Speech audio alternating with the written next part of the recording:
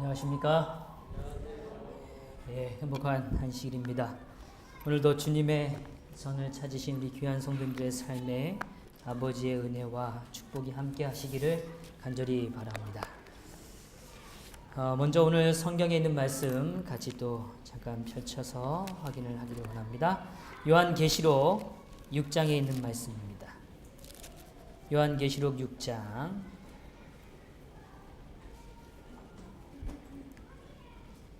7절부터 8절에 있는 말씀 제가 읽기를 원합니다. 요한계시록 6장 7절에서 8절을 제가 읽어드리겠습니다. 넷째 인을 떼실 때에 내가 넷째 생물의 음성을 들으니 말하되 오라 하기로 내가 봄에 청황색 말이 나오는데 그 탄 자의 이름은 사망이니 음부가 그 뒤를 따르더라. 그들이 땅 4분의 1의 권세를 얻어 검과 흉년과 사망과 땅의 짐승들로서 죽이더라. 저희는 지금 요한계시록에 등장하는 7인을 살펴가고 있습니다. 특별히 지난 시간에 이어서 우리는 이 네인, 첫 번째 인부터 넷째 인에 대하여 오늘 우리는 조금 더 면밀히 다뤄보고 있습니다. 오늘 저는 이 축복, 언약의 축복과 저주라는 이 주제 하에 먼저 조금 생각을 좀 해보려고 합니다. 우리 성도님들도 아마 그런 경험이 있으실 겁니다. 이렇게 어렸을 때부터 이렇게 지내오시면서 이 지구가 갖고 있는, 우리가 살고 있는 이 환경이 갖고 있는 법칙을 배워갈 때가 있으실 겁니다. 그래서 예를 들면 내가 바람을 다 이겨낼 수 없다? 바람이 너무 불 때는 바람을 내가 다 견딜 수 없다? 뭐 이런 느낌도 가지시고요. 또 봄이 되고 여름이 되고 가을이 되면 열매가 맺혀질 때 처음 우리 성도님들이 심었던 어떤 무엇인가가 열매가 맺었던 경험도 아마 가지고 계실 거고요. 그런데 이 모든 어떤 우리가 살고 있는 이 지구에 있는 이러한 여러 변화들은 사실은 그냥 형성되는 건 하나도 없습니다. 다 뭐가 있냐면 법칙이 있죠. 법칙이 있습니다.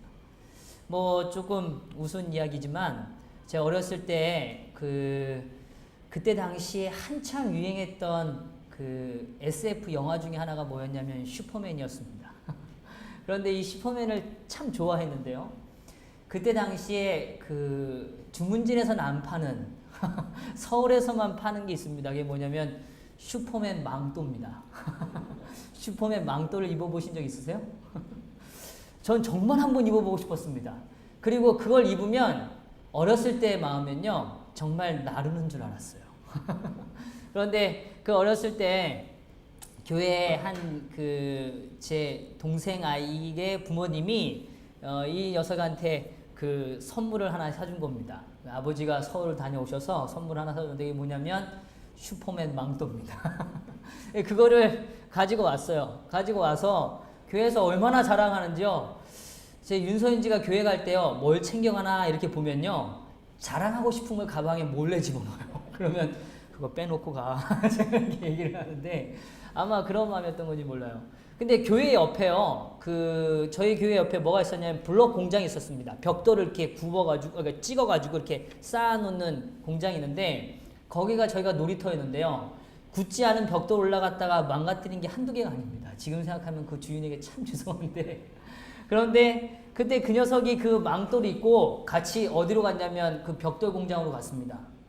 그리고 얼마 뒤에 그 친구는 실려갔어요. 그 벽돌에 올라가서요, 본인이 뭔 줄 알고요, 슈퍼맨인 줄 알고 뛰어내린 겁니다. 근데 정말 크게 안 다친 게 너무 다행이죠.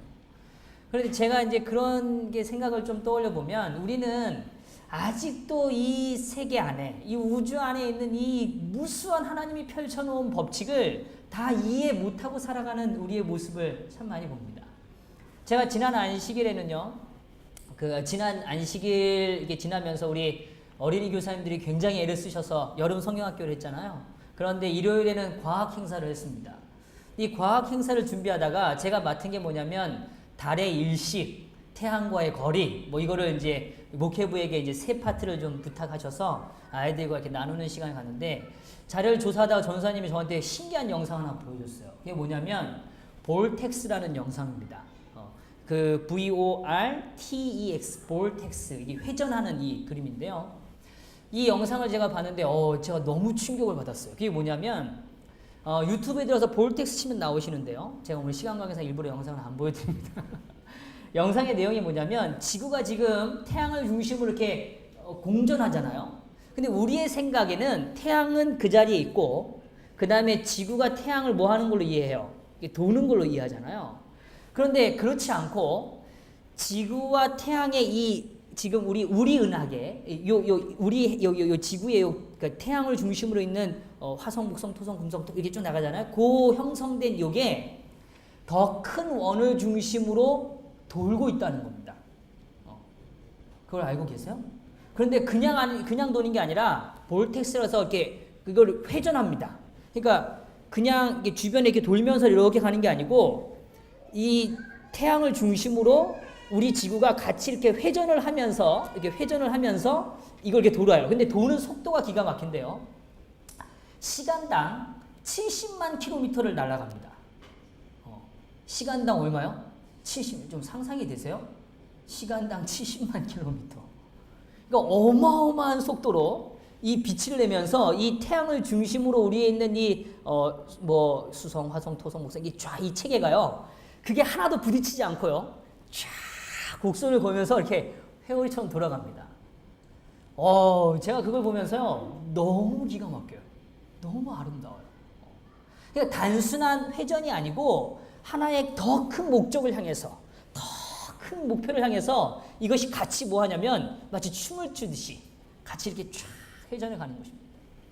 사실 이것도 하나의 하나님이 만들어 놓으신 뭐예요? 법칙입니다. 법칙. 그래서 우리가 살고 있는 우리의 이 세상은 하나님이 오늘 우리에게 그 법칙들을 펼쳐 놓으신 작은 것들을 우리가 경험해 살아가는 겁니다. 그래서 제가 성경을 처음 이렇게 살피시는 우리 초신자들에게는 욥기서를 펼칠 때가 자주 있습니다. 욥기서는 의외로 하나님이 이 지구를 어떻게 운영하고 계신지에 대한 묘사가 많이 담겨 있는 책입니다. 그래서 물의 순환, 공기의 흐름, 그 다음에 지구의 모습 이런 모든 것들이 굉장히 잘 묘사되어 있는 책이 욥기서예요. 그런데 그 법칙들이 무려 지금으로부터 3,500년 전이라는 그 거대한 시간 속에서 그것을 묘사했다는 그 표현을 이해할 때면 제가 정말 하나님의 그 위대함과 성경의 위대함 앞에 제가 무릎을 꿇지 않을 수가 없습니다. 그런데 오늘 우리의 삶에요. 하나님이 정말 살아계시고 우리의 삶을 또 역사하신다는 그 증거로서 하나님이 우리와 함께 하시는 그 동역의 역사를 펼치시는데 하나님이 사용하시는 방법이 있습니다. 그것이 무엇이냐면 언약이라는 것입니다. 뭐라고요? 언약이라는 겁니다. 약속이라는 것이에요. 쉽게 말하면. 하나님이 인간과 뭐 하세요? 약속하세요. 그러면서 제가 전사님이 그 준비하면서 저한테 이래요. 목사님 근데요. 천문학자들이요. 연구를 시작하면요. 한 3년 이내에 한 번쯤은 자살의 충동을 한 번씩 느낀대요. 그래서 왜? 그랬더니 전사님 하신 얘기가 그 이유는 우주를 살피면 살필수록 너무 거대한데 나라는 존재는 너무 뭐해서요? 너무 작아서 정말 있으나 마나 할 것처럼 보여지는 그 작게 너무 작아서 그 어마어마한 우주에 비유하면 내 자신이 너무 뭐해서요? 초라해서 그냥 뭐 하고 싶어요? 그냥 끝내버리고 싶어. 그런 마음이 들 정도로 거대한 우주 속에 우리가 살아가요. 라고 이렇게 표현을 하더라고요. 제가 그 생각을 참 많이 했습니다. 사실 우리 그렇죠. 비행기를 타도요. 내려다 보이면 어때요? 정말 작지 않습니까? 사람의 그 모양이 얼마나 하찮습니까? 그런데 하나님은 그 작은 존재와 하나님은 뭐 하시냐면 언약을 맺으시는 겁니다. 뭐 하신다고요? 언약을 맺으시는. 얼마나 감사해요? 그 언약을 맺으시는데 그 언약을 맺으신 걸로 끝나는 게 아니라 그 언약을 철저히 뭐 하세요? 지키시는 것입니다. 지키시는 것입니다. 그것이 하늘의 축복입니다. 오늘 우리의 삶을 향한 하나님의 은혜입니다. 그래서 오늘 요한계시록이라는 이 주제는 큰 그림 속엔 사실은 철저히 하나님과 인간이 맺은 뭐요? 언약이라는 주제를 다루고 있습니다.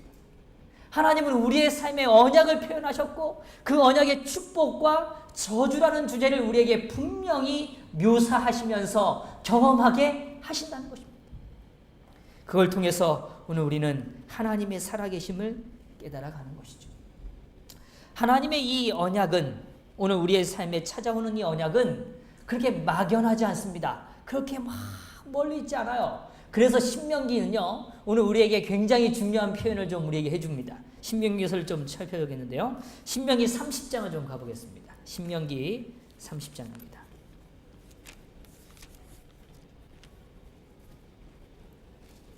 신명기 30장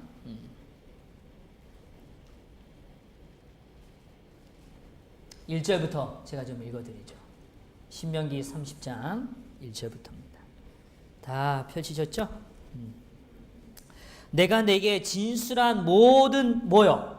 복과 뭐요? 저주가 내게 임함으로 내가 내 하나님 여호와께로부터 쫓겨난 모든 나라 가운데서 이 일이 마음에서 뭐 하거든요? 다시요. 이 일이 어디서 기억나거든요? 마음에서 기억나거든. 그러니까 언약이 실현되고 언약이 공개되어지고 언약을 기억하고 언약을 다시 느낄 수 있는 그곳이 바로 어디예요? 마음입니다. 누구의 마음요? 누구의 마음요? 나의 마음. 내 마음. 나의 마음. 한번 따라해 보세요. 나의 마음에 언약이 머문다. 어디에 언약이 머문다고요? 나의 마음. 우리 성도님들의 마음속에 언약이 머문다고요. 그런데 여기 이렇게 표현해요. 너와 내 자손이 내 하나님 여호와께로 돌아와 내가 오늘 내게 명령한 것을 온전히 따라 마음을 다하고 뜻을 다하고 여호와의 말씀을 청종하면 내 하나님 여호와께서 마음을 뭐 하시고요? 돌이키시고 너를 긍휼히 여기사 포로에서 돌아오게 하시되 내 하나님 여호와께서 흩으신 그 모든 백성 중에서 너를 모으시리니 내 쫓겨난 자들이 하늘 가에 있을지라도 내 하나님 여호와께서 거기서 너를 모으실 것이며 거기서 너를 이끄실 것이라. 5절 내 하나님 여호와께서 너를 내 조상들이 차지한 땅으로 돌아오게 하사 내가 다시 그것을 차지하게 하실 것이며 여호와께서 또 내게 선을 행하사 너를 내 조상들보다 더 뭐하게 하세요?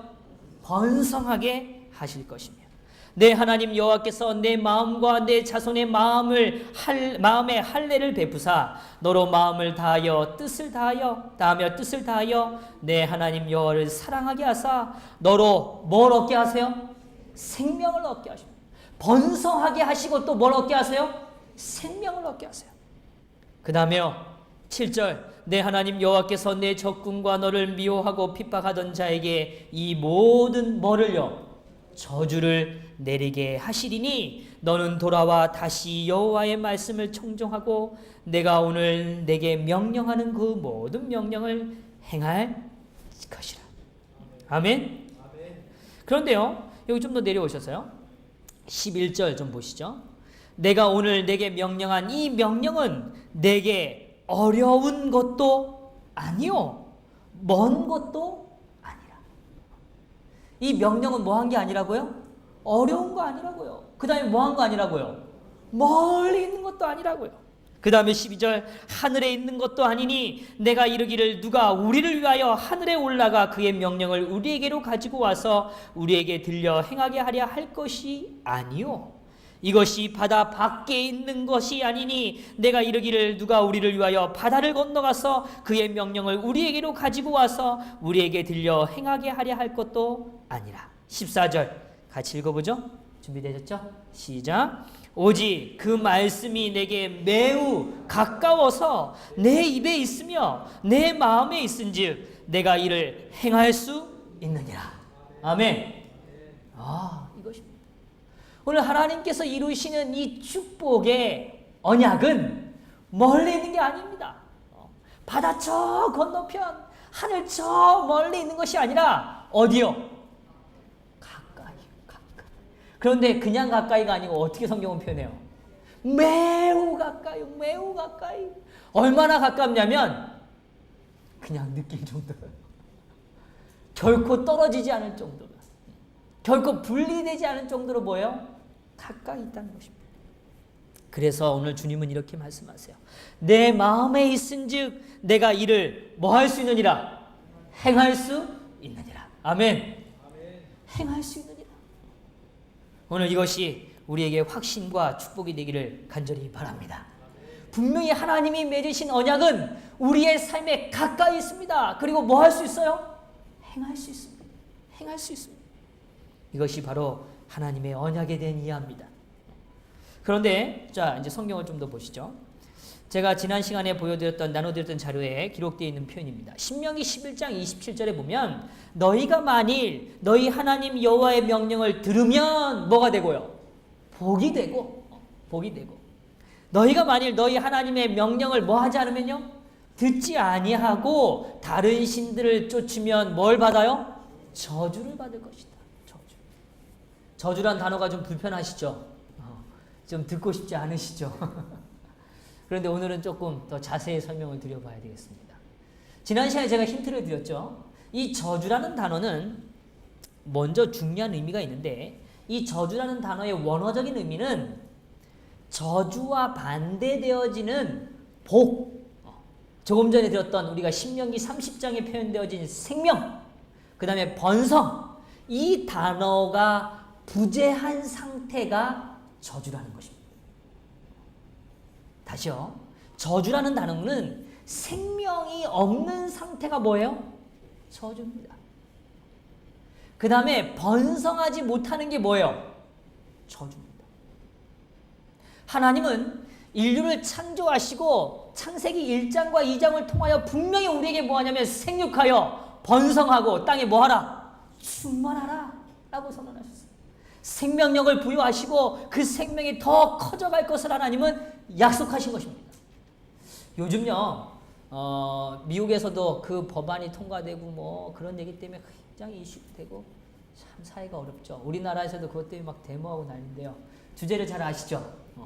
뭐예요? 소위 말해서 동성의 이 합헌, 소위 헌법적으로 문제가 되지 않는 것을 규정하는 관계입니다.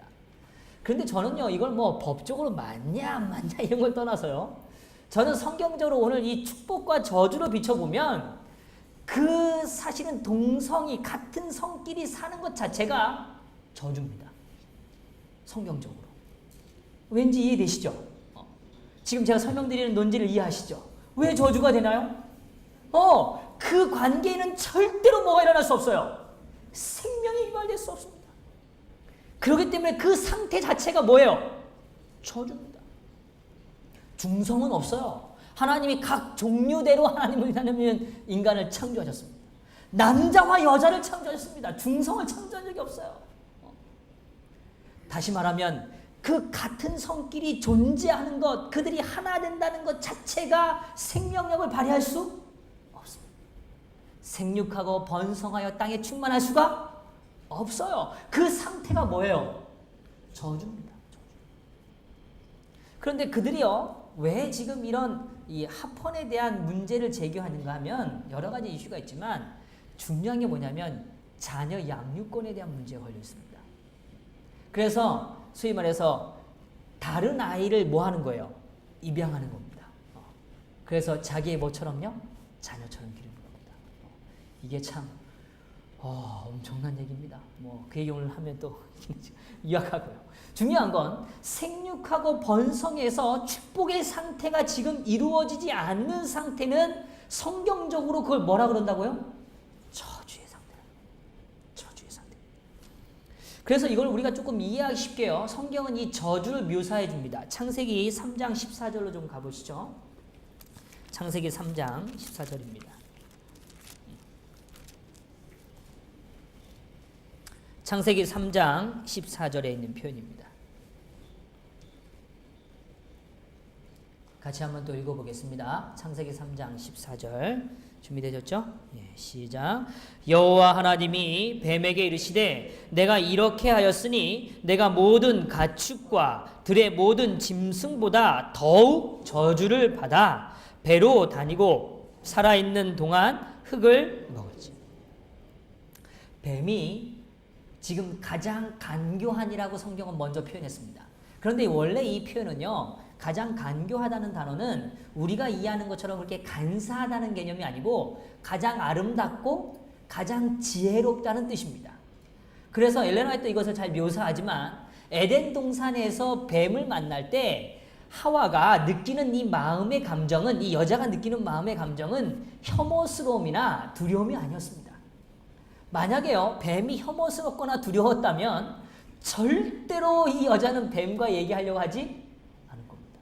우리 집사님들 중에서 뱀과 정말 애완동물로 기르는 우리 모 선교사와 다르게 그런 경우가 아닌 이상 뱀을 만나면 얘기하려고 하진 않으시잖아요. 뱀아 안녕? 이렇게 강아지 만나듯이 그렇게 하진 않으시잖아요. 그런데 오늘날로 말하면 강아지처럼 말이죠. 그 당시에 가장 인간을 잘 따르고 인간과 소통할 수 있는 그러한 동물적 개념, 그 개념이 뭐였어요? 뱀이었습니다. 가장 간교한, 가장 아름답고 지혜로운 존재예요. 그런데 오늘날 뱀은 어때요? 물론 애완견은 아니죠. 애완동물로 취급하는 사람도 있긴 하지만 일반적으로는 다 뭐라고 느껴요? 혐오스럽고 두려움을 느끼고 사실은 다 이렇게 뭐예요? 거부감을 느끼죠. 다시 말하면 오늘 이 뱀이 에덴 동산에서 오늘 사단의 도구로 사용되기 전까지만 해도 그는 가장 아름다운 존재였습니다. 동물들 중에서. 그런데 이제 그는 이 저주를 통해서 그의 아름다움이 지금 뭐예요? 그 존재의 아름다움이 어떻게 된 거예요? 상실된 거죠. 더 이상 뭐가 없어요? 아름다움이 없습니다. 다시 말하면 저주라는 건 오늘 하나님이 우리에게 주신 아름다움, 가장 고귀한 것, 가장 진실된 것, 가장 가치 있는 것들이 우리 안에서 소멸되어진 상태가 바로 저주의 상태입니다. 그게 바로 오늘 우리의 삶의 저주의 모습이에요. 저주라는 건 너 뭐 나쁜 일 당해라, 너 나쁜 일 경험해야지, 너 아주 망해라, 이게 저주의 개념이 아니고 사실은 성경적인 원칙에서는 아름다움이 뭐해진 상태예요? 잃어버려진 상태. 아름다움이 소멸되어진 상태. 그 자체가 뭐라고요? 저주라는 것입니다. 그 첫 번째 대상을 지금 성경은 누구에게 명해요? 뱀을 통해서 지금 설명하고 있는 것입니다. 또요, 창세기 4장 11절로 좀 가보시죠. 창세기 4장 11절. 창세기 4장 11절. 준비되셨죠? 또 한번 읽어보죠. 시작. 땅이 그 입을 벌려 내 손에서부터 내 아우의 피를 받았은즉 내가 땅에서 저주를 받으리니 내가 밭을 갈아도 땅이 다시는 그 효력을 내게 주지 아니할 것이요 너는 땅에서 피하여 유리하는 자가 되리라. 여기 두 가지를 설명합니다. 땅이 저주를 받을 때는, 땅으로부터 저주받을 때는 그 저주받은 인생은 땅을 통하여 열심히 노력해도 그 노력의 대가를 뭐하지 얻어요? 얻지를 못합니다. 그 상태가 뭐예요? 저주의 상태.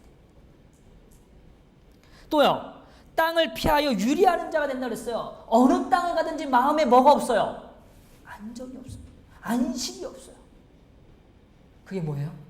저주의 상태. 오늘 우리가 땅을 딛고 있는 건 안정감을 느끼는 겁니다. 제가 약간 고소공포증이 있거든요. 모든 레포츠를 다 좋아해도요, 이 하늘에서 하는 건 좀 자신이 없습니다. 그런데 저는요, 땅만 딛고 있으면 뭐든 할 자신이 있어요. 좋아해요, 다. 자신 있다는 게 뭐 잘한다는 건 아니지만 좋아합니다. 근데 사람은 사실 땅을 디딜 때 뭐예요? 안정감을 느낍니다. 근데 어느 땅을 밟아도 뭐예요? 평안이 없습니다. 안식이 없습니다. 그 상태를 뭐라 그래요? 저주의 상태라고 해요. 그런데 오늘 우리는 기억해야 할 일이 있습니다. 왜 하나님은 우리를 낮추시는가 하는 거예요. 왜 하나님은 우리에게 저주를 선언하시는가 하는 거예요. 성경을 좀 찾아보죠. 신명기 8장의 말씀입니다. 신명기 8장.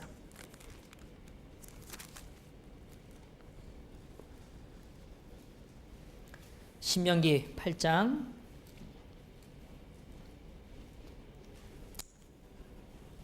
제가 좀 읽어드리죠. 신명기 8장 1절부터 제가 읽죠. 내가 오늘 명하는 모든 명령을 너희는 지켜 행하라. 그리하면 너희가 뭐하고요? 살고 이게 생명력입니다. 살고 번성하고 여호와께서 너희 조상들에게 맹세하신 땅에 들어가서 그것을 뭐하리라? 차지하리라. 그러니까 사실은 가인이 느끼지 못하는 그 축복을 다시 회복하시는 게 하나님의 뭐예요? 약속입니다. 언약이에요. 다시 땅이 효력을 발휘하고 땅이 우리에게 안정을 주고 땅이 우리에게 축복을 허락하시는 그 지점을 경험하는 겁니다. 그게 하나님의 약속이에요. 언약입니다. 그 다음에 얘기해요. 2절 내 하나님 여호와께서 이 40년 동안에 내게 광야길을 걷게 하신 것을 뭐하라? 기억하라. 40년이라는 시간 동안 광야를 경험하게 하신 하나님을 기억하라. 이러한 이유는 너를 뭐하시고요? 낮추시고요. 너를 시험하사 내 마음이 어떠한지 그 명령을 지키는지 지키지 않는지 알려 하십니다. 여기 굉장한 표현이 있어요. 여기 분명히 말해요. 내 마음이 뭐한지요? 어떠한지를 알기 위해서.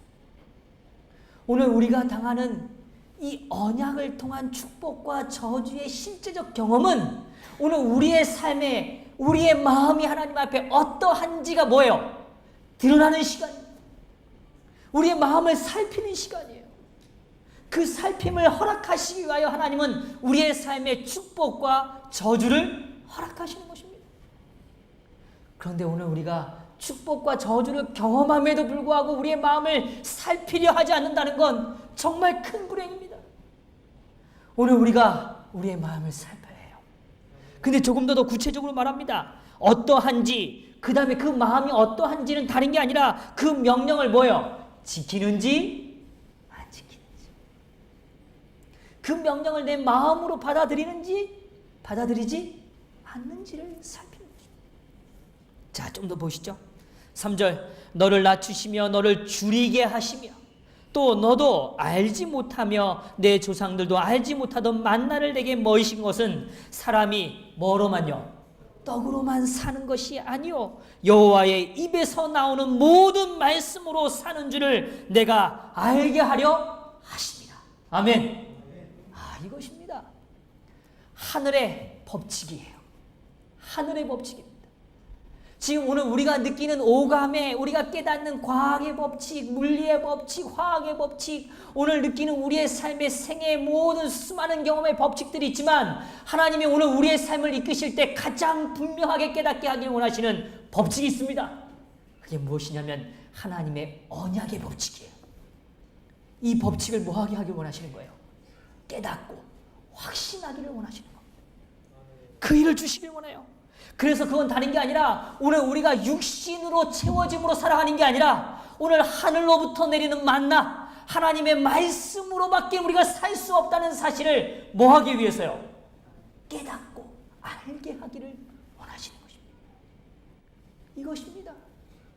우리의 생각으로 판단하고 우리의 생각으로 결정하고 우리의 생각으로 이 일을 추진하려는 우리의 마음을 내려놓고 하늘의 뜻을 이해할 때만이 우리의 삶을 책임져 주시는 아버지를 만날 수 있다는 사실, 우리의 생명력이 회복되어지고 우리가 번성하고 땅에 충만할 수 있는 영의 역사가 우리 안에 펼쳐진다는 걸 깨닫게 하시는 일, 그 일을 보여주고 싶으신 게 하늘의 법칙인 것입니다.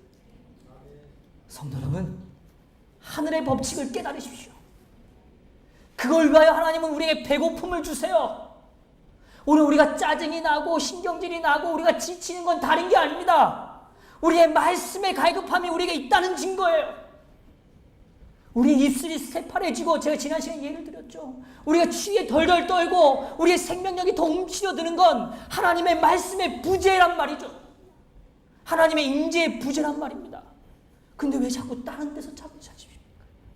다른 곳에서 왜 답을 찾으려고 그래요? 오늘 하나님이 우리를 축복하시기도 하고 저주하기도 하세요. 저주는 굶주림이에요. 배고픔을 느끼는 것입니다. 번성하지 않아요. 우리의 힘으로 더 이상 생명력이 없다는 걸 느끼게 만드시는 겁니다. 점점 더 죽어가고 있다는 걸 느끼는 거예요. 그걸 느끼게 하시는 하나님의 저주를 축복으로 이해하시게 되기를 간절히 바랍니다. 그걸 느끼게 하시는 건 하나님의 은혜입니다. 그걸 느끼는 건 우리에게 가장 큰 위대한 축복이에요. 그걸 느끼지 못한다면 우리는 영원히 죄와 함께 즐기며 살아갈 겁니다.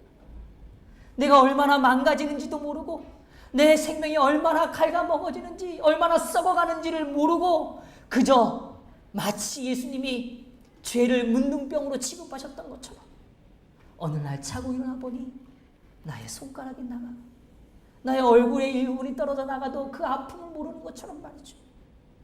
그것만큼 두려운 일이 없는 것입니다. 오늘 우리의 삶이 저주를 경험한다면 그것은 분명 하나님의 축복의 시간입니다. 그래서 성경은 조금 더 이렇게 말해요. 자, 좀 더 내려가 보죠.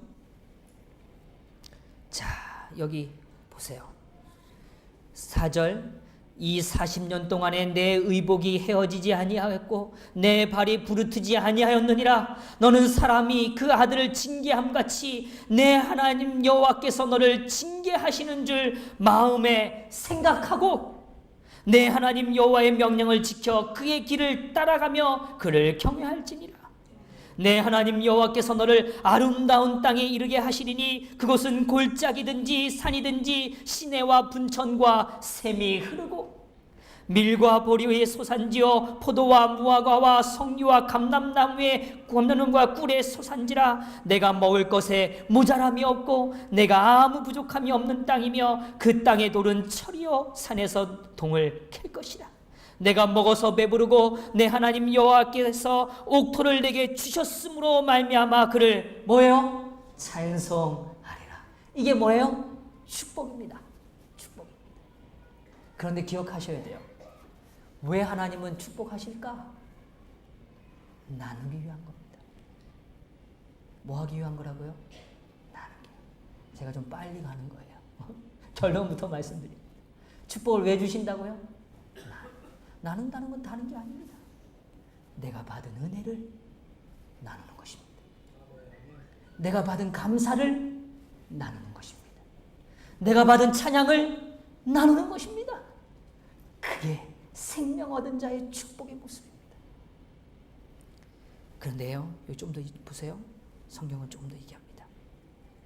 자, 13절 제가 11절부터 읽죠. 내가 오늘 내게 명하는 여호와의 명령과 법도와 규례를 지키지 아니하고 내 하나님 여호와를 잊어버리지 않도록 삼갈지어다. 내가 먹어서 배부르고 아름다운 집을 짓고 거주하게 되며 또 내 소와 양이 번성하며 내 은금이 증식되며 내 소유가 다 뭐 할 때요? 풍부하게 될 때. 풍부하게 될 때. 내 마음이 뭐해져서요? 교만하여 내 하나님 여호와를 잊어버릴까 염려하노라. 여호와는 너를 애굽 땅 종되었던 집에서 이끌어내시고 너를 인도하여 그 광대하며 위험한 광야 곧 불뱀과 전갈이 있고 물이 없는 간조한 땅을 지나게 하셨으며 또 너를 위하여 단단한 반석에서 물을 내셨으며. 16절 같이 읽어보시죠. 준비되셨죠? 시작. 내 조상들도 알지 못하던 만나를 광야에서 내게 먹이셨나니 이는 다 너를 낮추시며 너를 시험하사 마침내 내게 복을 주려 하십니다. 아멘. 이것입니다. 결론은 우리에게 뭘 주시기 위해서요? 복을 주시기 위해서. 진정한 생명, 번성, 땅의 충만을 우리에게 허락하시기 위하여 과정을 거치시는 거예요. 그 과정을 보실 수 있게 되기를 간절히 바랍니다. 그걸 보는 자만이 오늘 우리는 하나님이 우리를 어떻게 인도하시는지를 깨닫게 되는 것입니다. 하나님 우리의 삶을 어떻게 우리의 삶을 철저히 인도하기를 원하시는지를 깨닫게 하는 것입니다. 그래서요, 우리 성경절 하나만 좀 더 찾으시죠. 마태복음 있는 말씀입니다. 마태복음 23장 있는 말씀입니다.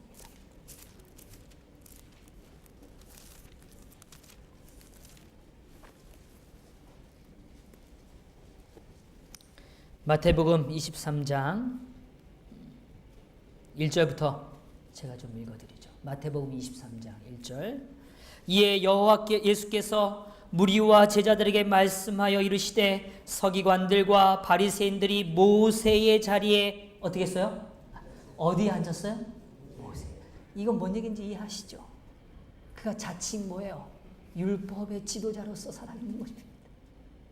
율법을 해석하는 자처럼 서 있는 겁니다.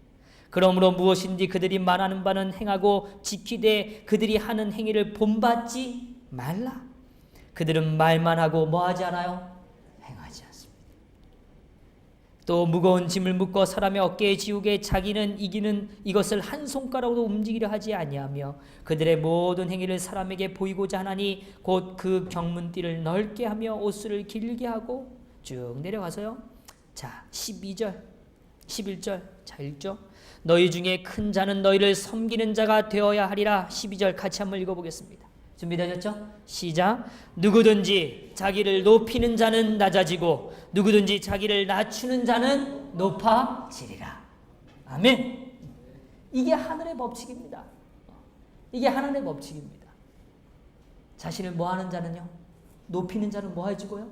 낮아지고. 자기를 낮추는 자는 어떻게 돼요? 높아지고. 이게 하늘의 법칙입니다. 하나님이 주시는 하늘의 법칙이에요. 자, 그래서요, 이제 조금 레위기로 좀 돌아와서요. 여기 봅니다. 언약은 분명히 축복과 저주를 동반합니다. 다시요, 언약은 분명히 뭐와 뭘 가져온다고요? 축복과 저주를 동반해요. 그런데 우리가 다시 강조하지만 저주는 이제 그냥 우리의 생각 속의 저주가 아닙니다. 하나님이 축복으로 인도하기 위한 하나님의 뭐예요? 과정입니다. 과정이에요. 그래서 우리에게 목마름과 배고픔과 우리의 생명력의 한계를 뭐하게 하시는 거예요? 깨닫고 느끼게 하시는 겁니다. 그 과정입니다. 자, 그런데 나도 너희에게 대항하여 너희 죄를 인하여 너희를 7배나 더 칠지라. 내가 칼을 너희에게로 가져가고 너희의 배악한 원수를 갚을 것이며 너희가 성읍에 모일지라도 너희 중에 뭐가 보내고요? 연병, 병입니다. 또 너희를 대적의 손에 붙일 것이며 내가 너희 의뢰하는 양식을 끊을 때 열 여인이 한 화덕에 너희 떡을 구워 저울에 달아주리니 너희가 먹어도 뭐하지 않아요? 배부르지 않습니다. 우리가 인을 통하여 분명히 확인했던 내용이죠. 자, 이런 일들이요 분명히 또 반복됩니다. 예레미야 29장 18절에도 분명히 하나님은 저주를 언급하실 때 내가 칼과 기근과 연병으로 그들을 따르게 하며 그들을 세계 열방 중에 흩어 학대를 당하게 할 것이며 내가 그들을 쫓아보낸 열방 중에서 저주거리와 놀램과 치소와 모욕거리가 되게 하리라. 이를 분명히 설명하십니다. 그래서 언약 저주를 계시록에서 그대로 응용합니다. 그것이 바로 계시록 6장에 등장하는 큰 칼, 5절에 등장하는 저울, 기근입니다. 이해하시죠? 저울을 달아먹는 상황이에요. 너무너무 배고픈 상황입니다. 그 다음에 6장 8절에 검과 흉년과 사망과 땅의 짐승으로 묘사합니다. 그러니까 인에 등장하는 둘째인, 셋째인, 넷째인에 등장하는 이 내용들은 철저히 언약을 따르지 않는 자들에게 임하는 뭐예요? 저주의 내용입니다. 그 일이 임할 것을 성경은 묘사하는 겁니다. 다시 강조해요. 이 첫 번째 인부터 네 번째 인은 하나님을 믿지 않는 자들이 받는 게 아니고 하나님을 안다고 말하는 자들에게 임하는 사건입니다. 그런데 하나님을 안다고 말하지만 하나님의 언약을 순종하지 않는 자들은 이와 같은 현상을 뭐 한다는 거예요? 경험하게 된다는 것입니다. 그런데 저는 이 열왕기상을 보면 참 은혜롭습니다. 열왕기상 8장에는요 어떤 내용이 등장하냐면 솔로몬이 성전을 건축하고 그 봉헌 기도가 등장합니다. 이 8장의 내용이 너무 긴데요. 간단하게 요약하면 이렇습니다. 솔로몬이 여호와의 제단 앞에서 이스라엘 온 회중과 마주 서서 하늘을 향하여 뭐예요? 손을 펴고 주께서는 온 마음으로 주의 앞에서 행하는 종들에게 뭘 지키시고요? 언약을 지키시고 은혜를 베푸시나이다. 그러면서 그 은혜의 조건들을 열거합니다. 그 조건들이 첫 번째 뭐냐면 그 이웃에게 뭐 하거든요? 범죄함으로 하나님으로부터 저주를 경험하거든. 아버지 그들이 마음을 돌이켜 하나님의 성소를 향하여 무릎을 꿇거든. 아버지 그들의 소리를 들으시고 회복하여 주옵소서. 또 두 번째로요. 적국 앞에서 뭐 하거든요? 패하게 되면 또 그래서 돌아가서 그들이 포로의 생활을 할지라도 그들의 마음이 돌이켜서 다시 성소를 바라보고 아버지께 부르짖거든. 아버지 뭐 해주시고요? 또 들어주시고, 그래서 회복시켜 주시고, 또요, 하늘이 닫히고 뭐가 없어요? 비가 내리지 않습니다. 비가 내리지 않거든 또 하나님 뭐 해주시고요. 오늘 그들이 또 그걸 깨닫고 아버지의 성소로 그 언약으로 다시 시선을 돌리면 하나님 뭐 해주시고요. 또 그 소리를 들어주시고 회복시켜 주시고, 또요, 기근이나 전염병이 있거든 또 그렇다 할지라도 그들이 다시 돌이켜 아버지를 바라보고 성소를 바라보고 아버지께 부르짖거든 뭐 하고요. 또 돌이켜 들어주시고, 또 적국의 땅으로 끌려간 후에랄지라도 또 들어주시고, 모세를 통하여 물은 말씀하신 그 모든 좋은 약속이 하나도 이루어지지 아니함이 없도다. 아멘. 이것입니다. 이것입니다. 하나님의 성전은 회복을 위해 존재합니다. 하나님의 언약은 회복을 위하여 존재합니다. 그런데 그 회복을 위하여 우리의 삶에 축복이 있고, 때로는 그 축복을 감당할 수 없을 때 하나님이 그 축복을 잠깐 멈추십니다. 그리고 우리가 배고픔을 느끼게 하시고 굶주림을 느끼게 하셔서 누구를 바라볼 수 있도록요? 아버지를 바라볼 수 있도록 우리의 삶을 역사해 주시는 것입니다. 그래서 우리가 잘 알지만 예수님께서 우리가 잘 아는 이 역사를 조금 보면요, 창세기에 보면 요셉은 하나님이 그를 선택하셔서 사실은 뜻하지 않은 일이지만 뭐를 팔려가요? 노예로 팔려가죠. 그 다음에 다시 또 뭐가 돼요? 죄인이 됐다가 그 다음에 하나님이 그를 들어 쓰셔서 뭘 사용하세요? 총리로 쓰시잖아요. 그런데 역설적으로요, 이 나머지 형제들과 야곱이 이 축복의 땅을 찾는 이 과정, 소위 기근을 해결하기 위하여 올 때는 그들이 뭐해서 와요? 배고파서 와요. 다시 말하면 이 11형제가 하나님의 언약의 의미, 그들의 죄를 깨닫는 일이 일어나지 않을 때 그들의 삶에 하나님은 뭘 허락하세요? 기근을 허락하십니다. 그리고 그 기근을 통하여 다시 누구를 찾게 해요? 하나님을 바라보게 합니다. 그 하나님을 바라볼 때 그들은 뭘 깨달아요? 자신의 죄를 깨닫게 합니다. 이게 사실은 먼 얘기가 아닙니다.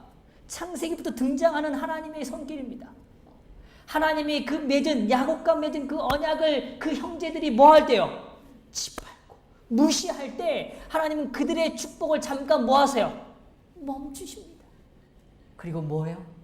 기근으로 다시 한번 하나님을 바라보도록 역사하는 것입니다. 그래서요, 성경은 제가 오늘 다 열거 안 해도 엘리야 때도 역시 마찬가지입니다. 한번 잘 생각해 보십시오. 아합과 이세벨이 워낙 하나님의 말씀을 청정하지 않으니까 어떻게 하세요?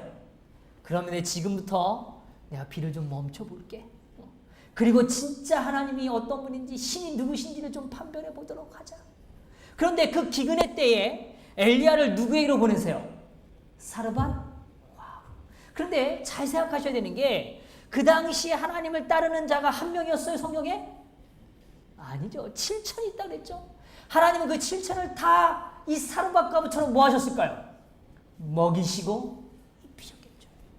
다시 말하면 오늘 이 마지막 때가 될 때 오늘 우리가 걱정할 건 한 가지도 없습니다. 우리가 기근의 때를 맞이한다고 해서 우리가 두려울 게 없어요. 하나님은 우리의 마음이 하나님께로 바쳐진 생애일 때는 하나님은 찾아오시고 우리의 갈급함을 뭐 하실까요? 채우시겠죠. 누구처럼요? 사르밧 과부처럼. 그래서 사르밧 과부 이야기는요, 그냥 한 여인 이야기가 아닙니다. 남은 자손이 어떻게 하나님 앞에 회복되어져 가는지, 그들이 마지막에 무엇을 경험하는지, 아들의 죽음, 그리고 다시 어떻게 되는 거예요? 회복. 그걸 보여주시는 겁니다. 이게 남은 무리의 역사입니다. 그래서 성경은요, 사실 구약을요, 이 관점에서 성경을 다시 한번 읽어보십시오. 그러면 하나님은 철저히 그들의 삶을 언약을 중심으로 이끄십니다. 그리고 그걸 뭐예요? 축복과 저주라는 양파를 이용하십니다. 그리고 그들을 어떻게 해요? 인도해 가시는 겁니다. 그래서요, 이 전반부 4개의 인을 조금 다시 정리하면, 우리가 다시 좀 정리하죠. 첫 번째 말은 어떤 색깔이었어요? 흰색입니다. 흰색은 뭘 강조한다 그랬죠? 승리를 강조한다 그랬습니다. 분명히 우리에게 하나님은 뭘 주시는 분이세요? 승리를 주시는 분입니다. 그 승리를 역사해 주시는 분이십니다. 그 다음에 두 번째 우리가 보았던 말의 색깔은요, 붉은 말입니다. 그래서 붉은 말은 제가 강조합니다. 붉은 말은 그냥 빨간색이 아니라 그랬어요. 피의 색이라고 했습니다. 순교자의 색입니다. 핍박이 있지만 하나님을 뭐하는 자들이에요? 따르는 자들. 핍박이 분명히 있을 거라는 것입니다. 세 번째는 뭐예요? 검은 말입니다. 검은 말. 그건 빛과 어둠. 그래서 소위 빛과 존재와 어둠의 존재로 묘사한다고 제가 설명드렸어요. 어둠. 영적 양식이 뭐예요?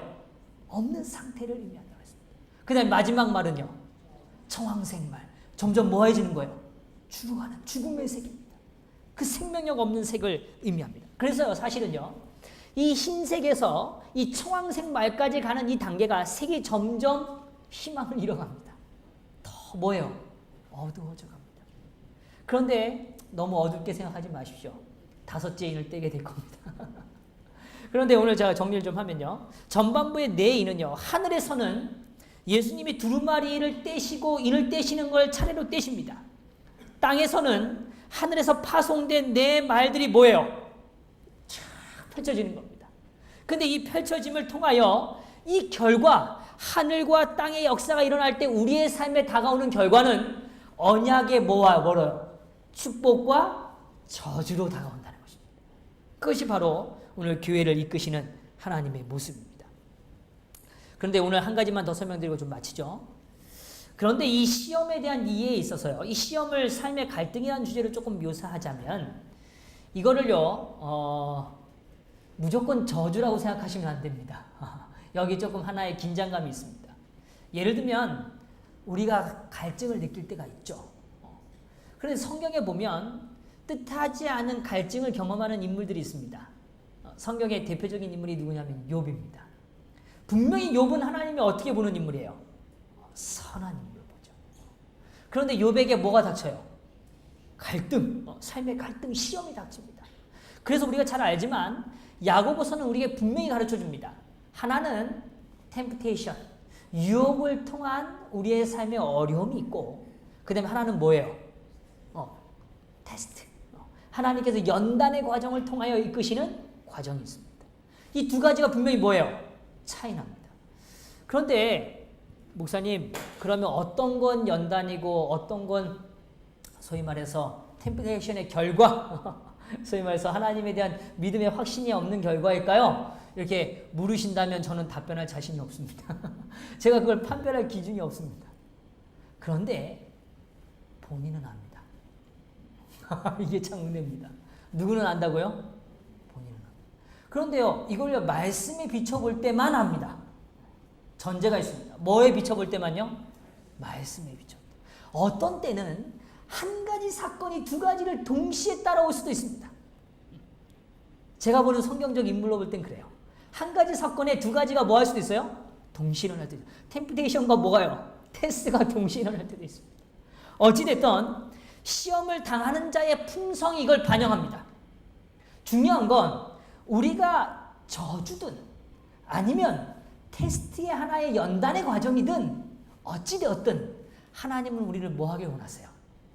회복하길 원하십니다. 회복하길 원하십니다. 그래서 그게 어떤 거냐, 내가 이게 지금 저주의 일환일까 아니면 테스트의 일환일까를 규정하는 것보다 중요한 건 오늘 내 삶을 하나님은 분명히 역사하신다는 확신이 필요합니다. 그래서 나의 품성이 누구를 닮아가느냐를 확인하셔야 합니다. 그게 가장 중요한 주제입니다. 내가 정말 하나님을 더 닮아가는 시간을 보내는가? 아니면 소위 말해서 40년 광야에 이스라엘 백성이 늘 템프테이션에 흔들릴 때마다 가져오는 결과가 있죠. 뭐예요? 원망하고 불평하고 삶을 뭐하고요? 스스로를 뭐예요? 저주하는 것. 가장 중요한 단어예요. 스스로를 뭐예요? 저주. 이게 가장 불행한 일입니다. 오늘 우리의 삶을 결코 하나님은 우리의 입술을 통하여 저주하길 원하지 않으십니다. 저는 희망 없어요. 저는 생명력 없어요. 저는 번성할 수 없어요. 저는 나눌 수 없어요. 이걸 하나님 원하시지 않는다는 것입니다. 그래서 여기 분명히 표현합니다. 야고보서 1장 12절에 시험을 참는 자는 뭐가 있다고요? 복이 있다. 시험을 뭐 하는 자는요? 참는 자. 복이 있다. 이것이 옳다 인정하심을 받은 후에 주께서 자기를 사랑하는 자들에게 약속하신 생명의 면류관을 얻을 것입니다. 아멘. 여기 생명의 면류관이 사실은 7 교회에도 등장하고 계시록에 끊임없이 등장하는 생명의 면류관입니다. 그래서 사람이 시험을 받을 때 내가 하나님께 시험을 받는다 하지 말지니 하나님은 악에서의 시험을 받지 아니하시고 친히 아무도 시험하지 아니하시니라. 오직 각 사람이 시험을 받는 것은 자기 뭐예요? 욕심에 끌려 미혹됨이니 욕심이 잉태한즉 죄를 낳고 죄가 장성한즉 사망을 낳느니라. 그래서 오늘 좀 마무리를 하면서요. 저주는 우리를 낮추시는 과정입니다. 정리하죠? 저주는 뭐 하는 거라고요? 우리의 삶을 낮추시는 과정입니다. 저주는 분명히 악의 영향력으로부터 우리가 보호받지 못하는 일부분의 상태를 경험하는 것입니다. 다시 말하면 악의 영향력을 경험하는 것입니다. 희망 없어 보이는 그 영향력을 경험하는 겁니다. 그러나 꼭 기억할 건 저주는 다시금 언약을 바라보게 만드는 하나님의 손길입니다. 그래서 오늘 우리의 삶이 하나님을 꼭 바라보시고 그 언약을 확인하시는 저와 여러분이 되기를 바라면서 말씀을 마치겠습니다.